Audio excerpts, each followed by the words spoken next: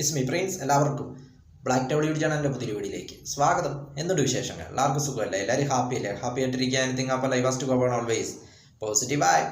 Sri Lanka new government. ശ്രീലങ്കയുടെ പുതിയ പ്രസിഡൻ്റായിട്ട് അനിൽകുമാര ദിസനായകെ സ്ഥാനം ഏറ്റെടുത്തു. അദ്ദേഹം പാർലമെൻറ്റ് പിരിച്ചുവിടുകയും ചെയ്തു. അതായത് സെപ്റ്റംബർ 24 ചൊവ്വാഴ്ച അർദ്ധരാത്രി മുതലാണ് ഇത് പ്രാബല്യത്തിൽ വന്നത്. ശ്രീലങ്കയുടെ പാർലമെൻറ്റ് പിരിച്ചുവിട്ടു. എലക്ഷൻ നവംബർ 14 എലക്ഷൻ നടക്കും. 225 സീറ്റുകളാണ് ശ്രീലങ്കൻ പാർലമെൻറ്റിലുള്ളത്.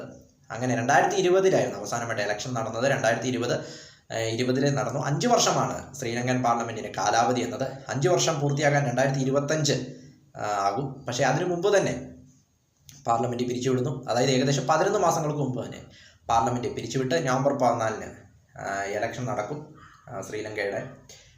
അതോടൊപ്പം ശ്രീലങ്കയുടെ പുതിയ പ്രധാനമന്ത്രിയായിട്ട് ഹരിണി അമരസൂര്യയെ തിരഞ്ഞെടുക്കുകയും ചെയ്തു. ഹരിണി അമരസൂര്യയാണ് ശ്രീലങ്കയുടെ പുതിയ പ്രധാനമന്ത്രി എന്നത്. അദ്ദേഹം ശ്രീലങ്കയുടെ 16ാമത്തെ ഹരിണി അമരസൂര്യ ശ്രീലങ്കയുടെ 16ാമത്തെ പ്രധാനമന്ത്രിയാണ്. അപ്പോൾ പുതിയ സർക്കാർ ഇങ്ങനെ വന്നതുകൊണ്ട് ഇനി നവംബർ 14 എലക്ഷൻ നടക്കുന്നു. അതോടൊപ്പം വർഷങ്ങളായിട്ടുള്ള കുടുംബ പശ്ചാത്തലത്തിലുള്ള ഭരണമാണല്ലോ അവിടെ നടക്കുന്നത്.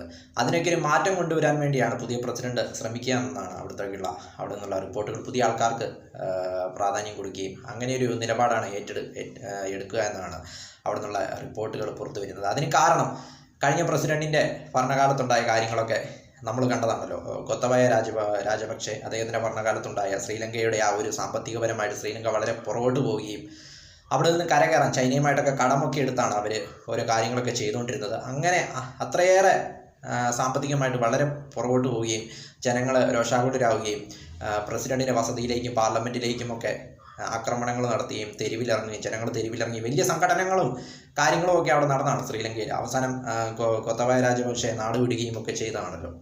അതിനുശേഷമാണ് ആ ഒരു ഇതിൽ നിന്നും തിരിച്ച് ശ്രീലങ്കയെ കരകയറ്റുക എന്നതായിരിക്കും പുതിയ പ്രസിഡന്റിൻ്റെയും പ്രധാനമന്ത്രിയുടെയും പ്രധാനപ്പെട്ട ആ ഒരു വെല്ലുവിളി എന്ന് പറയുന്നത്. സാമ്പത്തിക മാന്ദ്യത്തിൽ നിന്നുമൊക്കെ രാജ്യത്തെ കരകയറ്റിക്കൊണ്ടുവന്ന് ജനങ്ങളുടെ വിശ്വാസം പിടിച്ചെടുക്കുക എന്നതായിരിക്കും ഏറ്റവും വലിയ വെല്ലുവിളി എന്നത് ഉറപ്പാണ്. ശ്രീലങ്കയെ സംബന്ധിച്ചിടത്തോളം വളരെ പിന്നോട്ട് പോയിട്ട് ഇനി കരകയറി വരാൻ തുടങ്ങുന്നുള്ള റിക്കവറി സ്റ്റേജിലാണ് ശ്രീലങ്ക എന്നത്.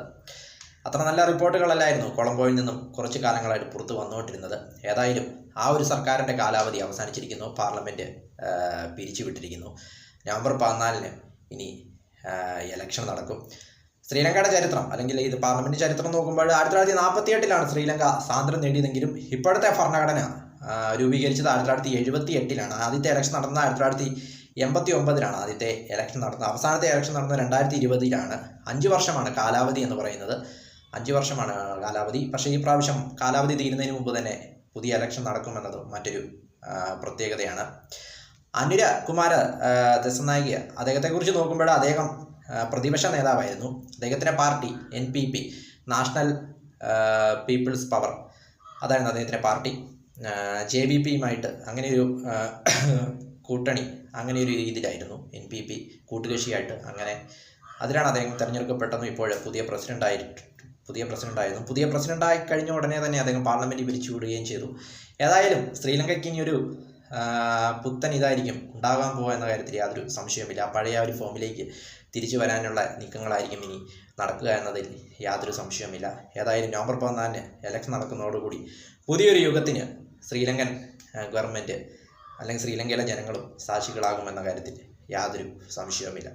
വീഡിയോ ഇഷ്ടപ്പെട്ടാൽ ലൈക്ക് ചെയ്യുക, ഷെയർ ചെയ്യുക, കമൻറ്റ് ചെയ്യുക, സബ്സ്ക്രൈബ് ചെയ്യുക. വീണ്ടും പുതിയ വീഡിയോയിൽ കാണാം. അതുവരയ്ക്കും ടേക്ക് കെയർ, ബൈ.